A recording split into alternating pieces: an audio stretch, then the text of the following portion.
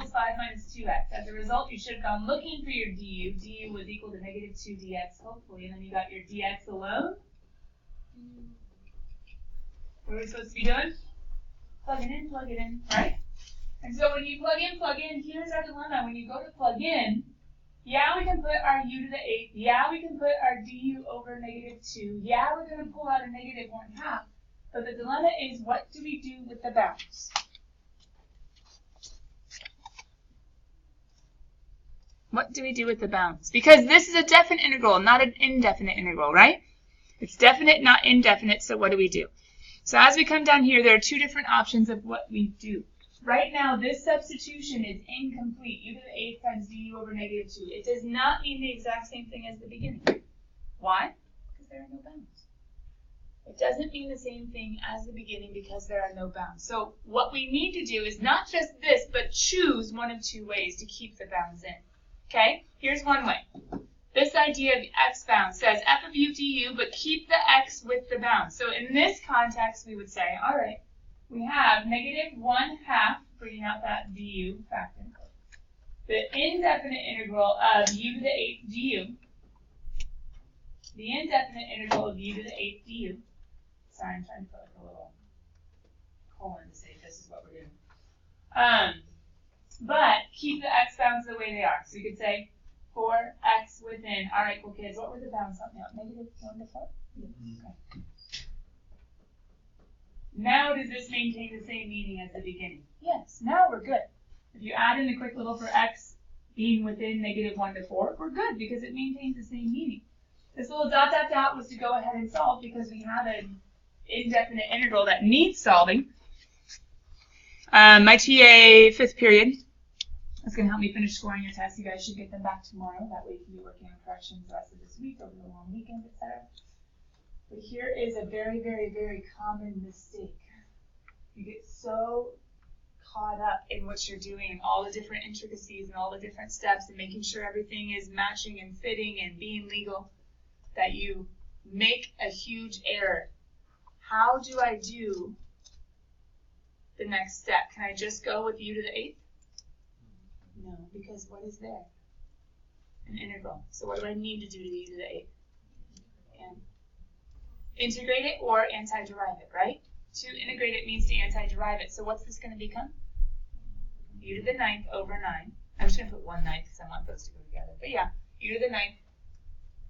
U to the 9th over 9, or 1/9 u to the 9th.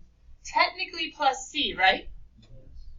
But what I could do is I could technically put a little comma, because the plus c, remember, doesn't really apply for definite integrals, and still say for x within negative 1 to 4. Now, can I do f of b minus f of a yet?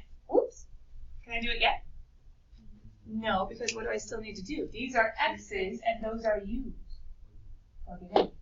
So now we need to go ahead and say, okay, get the antiderivative in terms of x, and then plug in b and plug in a.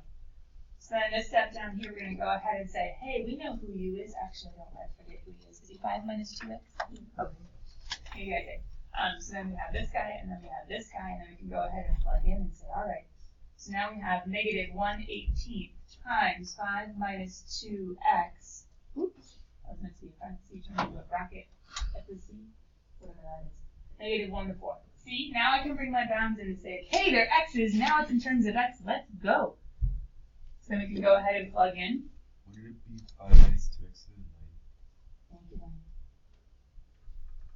Yeah, I forgot my power, didn't I? So plugging in my u equals 5 minus 2x. Now it's time to plug in my 4 and plug in my negative 1, f of b minus f of a. I went ahead and put the negative 1 equals all the way in the front because both terms, the f of b and then the minus f of a, would both have those I can factor out. 5 minus 8 would be negative 3. Negative 3 to the 9th.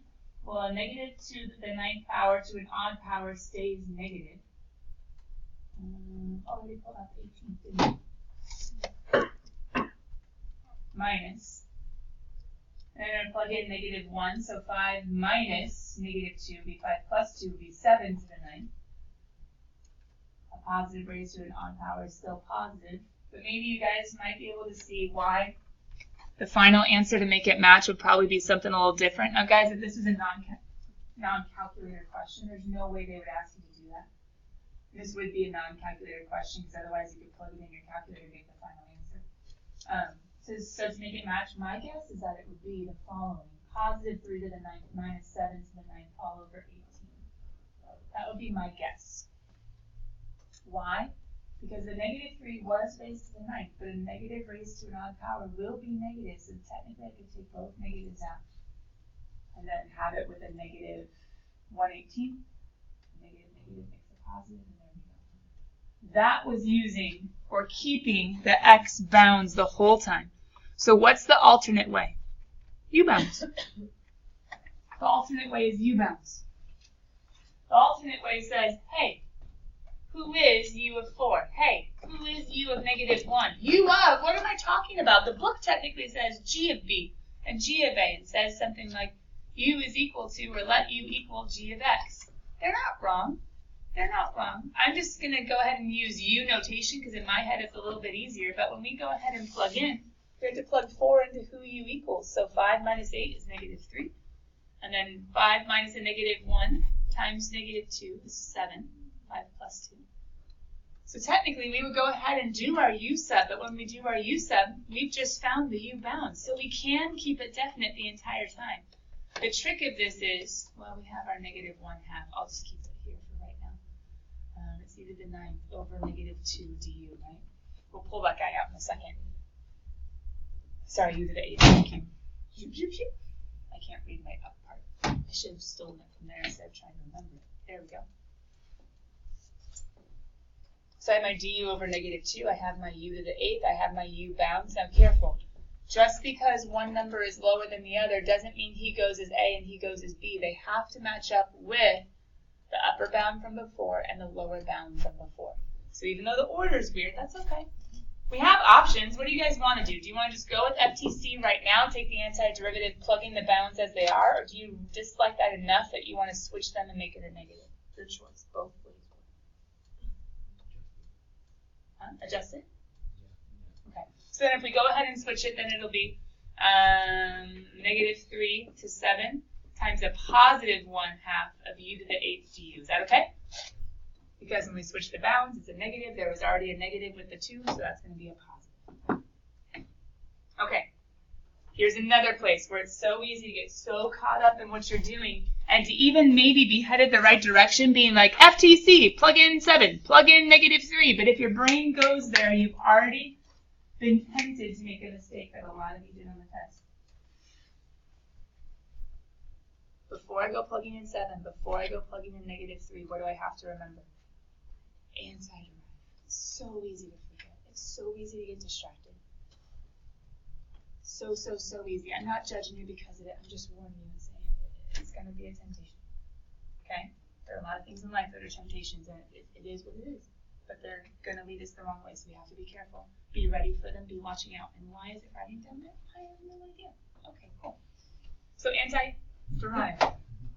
Anti-derived. So we have... Wow, it's getting worse. Okay, we got this. It's okay. The nice thing about U-bounds, guys... I'm just going to do this. The nice thing about U-bounds is that you don't have to ever go back to x's. But here's the temptation of U-bounds. Here's the temptation of U-bounds. We use the bounds that are there because they're used. They can go into the U spot. We're totally good. We're totally ready to go. But some of you have gotten so much into the habit of always going back to x's. Guess what you're going to do? Go back to x's and then plug in the u's. And then you're going to be totally wrong. So U-bounds, they are ready to plug in. If we're writing bounds, they're ready to go. If we're not writing bounds, we're not ready to go until we substitute. I know it's a little tricky, but it's just the way it works. And so I have, and it's legal, like it should make sense to some degree. What am I going to have? 7 to the 9th minus -3 to the 9th. Do these two match? No. No. What happened? Did anyone find my mistake over there? Yeah. We have the 1/18. 7 to the 9th is totally fine. This minus the negative is going to be a negative. Minus a negative is +3 to the 9th. This is the correct answer. What did I pull out over here? A negative. But what did I leave in? There we go.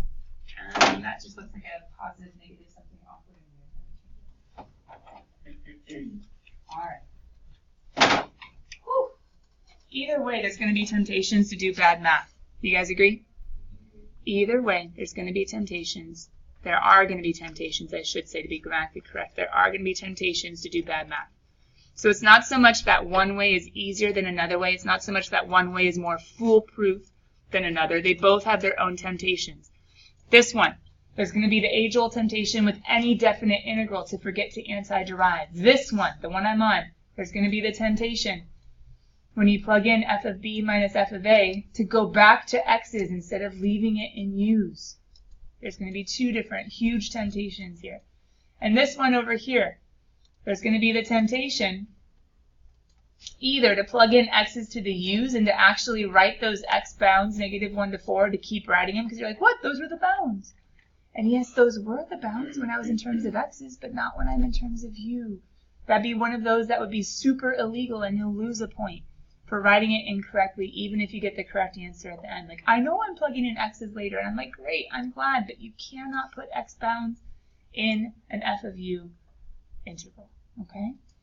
It would be a similar mistake if you were to keep the -1 to 4 in the u form, in the f of u du integral. It would be similar to not writing your dx or not writing your du. I'd have to take off a point for that. And some of you will also see that when you see your test. It's okay, we're getting there. We're trying to perfect this whole thing called calculus. So, in period 6 today, the beginning of our notes are going to start here with these two different examples. We have one here and we have one there. The beginning of our notes are going to be these two examples in their homework spirals because they were able to do that last example and you guys were not. For our purposes, kiddos, just because I don't want you to fall behind, I'm going to go ahead and leave. Oh, there we go. I'm going to leave this for you guys for our homework spiral work tomorrow. Okay, because we're going to grade the homework tomorrow just because some of you guys might have gotten stuck at the end. I am ready for questions if you guys want to peek at anything really fast on the odds. Because if you got stuck on the odds, my guess is you might be stuck on the evens. Hence why we're going to wait to grade and go over questions tomorrow. Plus, we're a little bit behind. But I'm going to go ahead and have these waiting on the board tomorrow. I'm going to have them dual screen. And then basically, as soon as the bell rings, I'm going to give you guys 60 seconds, maybe 30 seconds, and I'm just going to start solving. I'm not going to start talking. I'm just going to start solving, and we're going to make sure it makes sense. Is that okay? But as far as for today, can you guys at least tell me what you think the U would be in this example? Yeah. Does anybody see, though, right away, how that's a little nasty that that's the U? Maybe not right away, but what would your DU be? Okay. What's the dilemma with just -2x being a DU? Yeah, there's going to be some extra stuff left up above, right? It's okay. If there's extra stuff left up above, it's integration on crack. Integration on crack says, all right, whatever. Extra stuff up above, we have to come up here and solve for. Why am I not going to solve for x? Instead, I'm going to solve for x squared.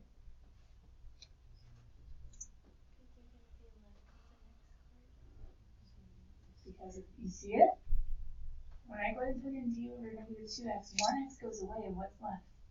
X squared. Oh, I can just, and then maybe I can do some dividing. Anyway, all right, I'm stopping there. We can't just totally go off on this, or else we're going to go down a rabbit hole and knock into section 4.6 at all. This one, they tell you your du, or sorry, your u. Is your du going to be nice? Oh yeah, because what is du? 0 minus sine. Maybe it's not too bad. Okay. So what's going on with the definite integrals? Thomas, does this make sense? Yeah. Definite integrals, we just have options. To write it legally, to do u substitution legally. We either leave off the bounds and write for x within the original a to b and wait until we get to x's to pull them in, or we change the a to b to be u of b and u of a, or I should say u of a and u of b. And then we never go back to x's. We never go back. Both ways are good. Both ways are solid. Depending on the directions, guys, help me out real quick. Depending on directions, where did these ones start? I gave up on the 37? Oh, 77.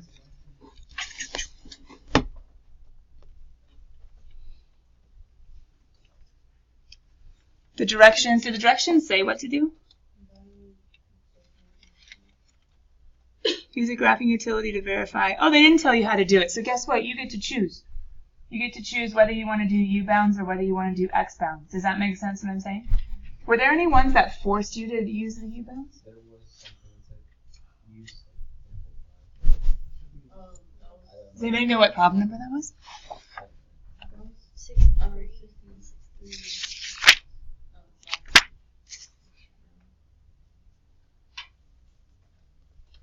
Oh, but that one's talking about the indefinite integral, so even that is not exactly what we're talking about. Example number 5, change of variables. Oh, that's okay. Example number 5, what they're talking about is the UDU.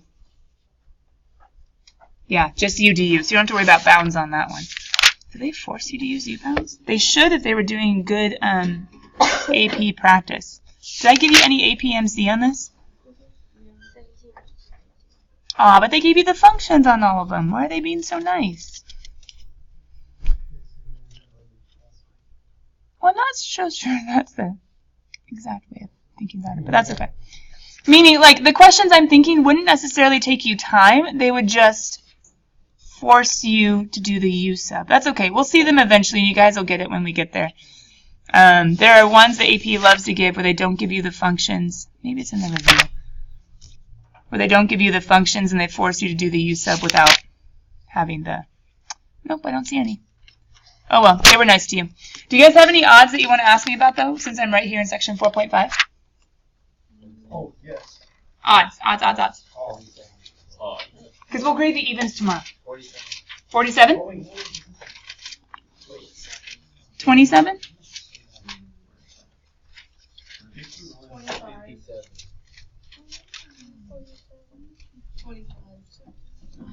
Okay, I heard 47 multiple times, I heard 45 a couple times, and I heard 51 a couple times.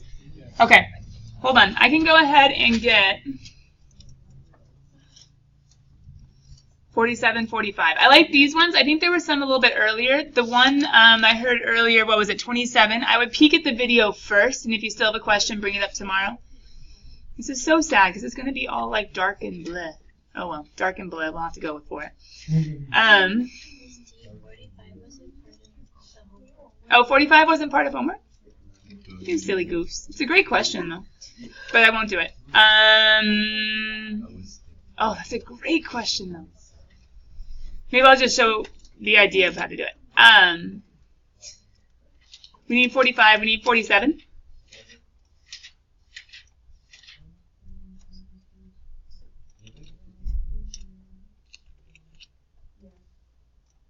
Someone said 51. I didn't hear 57, though. Is there a 57 too? Thomas, were you asking about 57 or just mentioning it? What, bud? Oh, okay. No, I was just making sure it was a question. I didn't know if you were asking if it was a homework problem or if...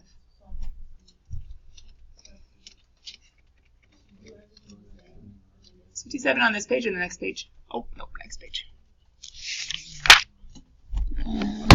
Ooh, 57 is a video too. Long story short on 57, do you guys see how there's a clue?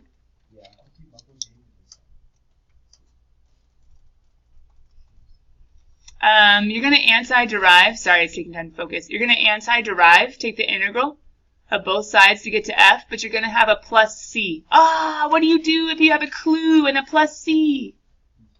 Plug in the x, plug in the y, get the plus c, and then you have the answer to what they're asking. They're saying get to f and find the specific one that passes through. So plus c, plug in the point, and then get the plus c. So let's go back over here and see if I can give you some hints. 45, I know. It wasn't on homework, but it's a great question that BC kids get stuck on. It's a great question that BC kids, actually, they would get stuck on. Oh, they better not get stuck on that one. But these two, they might. Number 45. Guys, do we have any rules for 5 minus e to the x over e to the 2x? No. But do we have a rule for e to the u? Or e to the x? What's the integral of e to the x? Oh, so I can do that. But it's a divided. Don't we split up division and do something like 5 over e to the 2x minus e to the x over e to the 2x? But it's still division. But can't we make this 5e to the negative 2x minus, let's see, hold on. When we have like bases, what do we do with exponents? Subtract. No. Subtract. X minus 2x. 1x minus 2x is negative x, right? Guess what? We're going to separate both of these and do this guy with a dx, and then do this guy with his own dx, and then his u is going to be negative 2x, and his u is going to be negative x. Can we integrate e to the u? Oh, yeah, it's e to the u. Okay, great question. This one, who's your u? You guys should see it.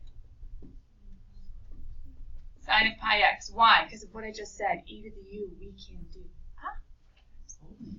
Du is equal to cosine of pi x. Don't forget your inside prime. Yeah, sadly we already have u, but yeah. Derivative of the outside, keep the inside, times derivative of the inside would be pi times dx.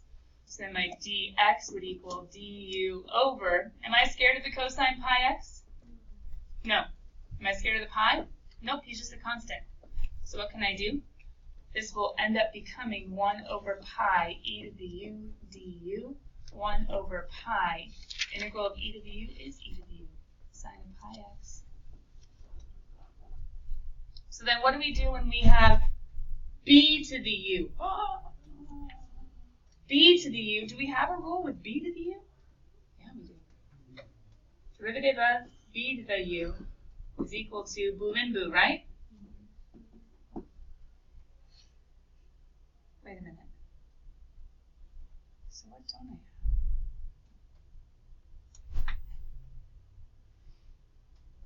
So if I'm trying to get back to the original function, don't I need an ln of b? Let me show it to you this way. U is equal to your x over 2. Let's rewrite that to make life a lot easier. 1/2 x. Du is equal to 1/2 dx. So dx is equal to 2 du. Okay, we have that, and we have that. So I can rewrite this guy as the integral of 3 to the u du. Does that match the integration rule? Oh, it's so close. What is it off by? The du, remember, compensates for the u prime. The b to the u is right there, but who doesn't it have? Guess what we can do? We can multiply by ln of 3 over ln of 3. We need that one to complete our rule. We don't need this one. Guess what's always going to happen whenever integrating b to the u's? You're going to have 1 over ln of b in front, and then you can go ahead and say, booyah, it matches, and I can go back to 2 over ln of 3 to the u, which is x over 2 plus c. Guys, I know you might have more questions. However, there actually is an integration rule for b to the u. Let's go ahead and get to even odd we can cover another day. Let's get to natural log. I know we're only going to be here for a few minutes. However, tomorrow we're just going to be popping off on examples as soon as we grade the evens on section 4.5, which you guys should be hopefully ready to do. What I need you to see is really the core of 4.6 is this one card. Now, just looking at the last section, I think our E to the U's and our B to the U's are weak. So we probably need to make sure that we don't need to make a card for that. I thought I'd gotten those on a card, but if I didn't, we need to make a forever card for E to the U and B to the U. But for right now, forever number, oh dear, it's been a while, 39? No. 27, 38. Is it 39? 39. Perfect. Forever number 39. What do we do when we get new rules? Practice them, right? What do we do when we get new rules? We practice them. So section 4.6, natural logarithmic function integration. Now some of this is, well actually all of this is. None of these have ln inside the integral. Why? Because they are the derivatives that come from logarithmic expressions. None of these have ln in the integrand. They're all in the integral answer. So remember, the power rule does not apply when n is equal to -1. How come? Because when n equals -1, when the power equals -1, it's 1 over x or 1 over u, and so I go back to ln. Remember, all of these can be u sub 1 over u du is ln of absolute value of u. Tangent of u du is negative ln of cosine of u. All of them can have u's. Some of you might be curious where on earth these trig ones are coming from. I can show you the tangent and the cotangent by doing a quick little quotient property substitution. Tangent of x is sine over cosine. So actually, I could let u equal cosine. Du would equal negative sine, which meant dx is du over negative sine. Sorry. With a quick little u sub, after changing tangent to b sine over cosine, we can actually see this is the same thing as negative integral of 1 over u du, which is how we get to ln of, well, negative, I should say, ln of cosine of x, because of this idea. And similarly, as tangent can be written sine over cosine, cotangent can be written cosine over sine. The tricky ones. Well, I think all 4 of these are tricky. But I think numbers 4 and 5 are probably the worst ones as far as memorizing.